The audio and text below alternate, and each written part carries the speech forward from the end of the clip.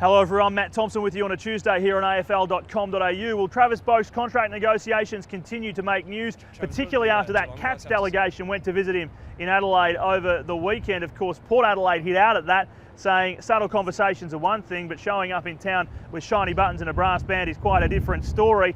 Well, now the Cats are putting that back on Port Adelaide, saying they are the ones that are indeed forcing Boak to make a quick decision. Here's what Chris Scott, the Cats coach, had to say today. I mean, Travis is considering coming home to be closer to his family, and it's important that he understands that there's a spot for him here at Geelong if he chooses to come home. I think they've got to talk to their members. We understand their situation. They've got to tell their members that they're fighting hard to keep a very good player. What did you get out of the talks with Travis? We gave him the facts as we see them, and I think he's really clear now where he sits. Port Adelaide are pushing him to make a decision, and we respect that. So it was important that he knew where we're coming from. Now he's informed, and we would expect that he'd make a decision pretty soon.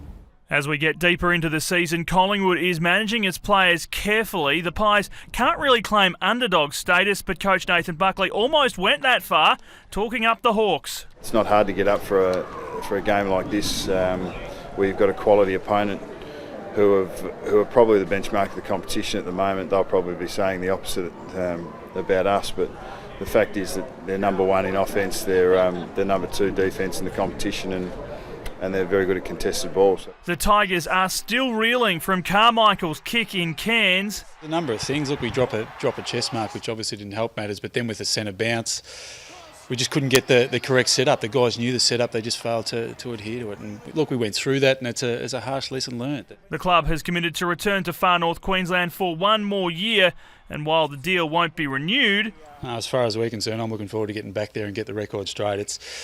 We've lost 2 games, we should have won there. There's no doubt about that, and we look forward to getting a result next year. No point hiding from it. One more chance. One more chance, exactly.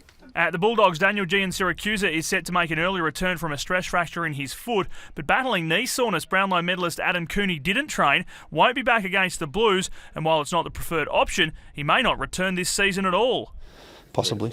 We're still 7 weeks to go, and the last thing on our mind is looking at next year. It was a light session all round for the Doggies after being thumped by the Hawks. Sean Higgins among those taking it easy. There's a few sore boys, but it is only 2 days. Yeah. So inside 48 hours, you would have seen they didn't do much at all, and we don't do that. And there's about 8 that we downloaded today. Okay, another storyline we're following in footy at the moment, the relationship between Melbourne-based clubs and their VFL affiliates. As we know, some teams don't have to worry about that. Collingwood is the case in point of a standalone VFL side, but the Western Bulldogs and their relationship with Williamstown is in the spotlight at the moment. Depending on who you talk to, some say it is crumbling. Brendan McCartney wouldn't go that far today, but he did admit that there are some challenges. Both clubs have responsibilities, and I wouldn't call this a disaster, and I wouldn't be making too much out of it. The Pies have their own VFL side, and the Tigers want one. Probably in the next 2 to 3 years, most sides would say, but I think you look at most AFL coaches, I think 18 said they'd love to have their own reserve side, and we're no different. But the situation is at the moment with the economic viability of that happening, it's not going to happen next year.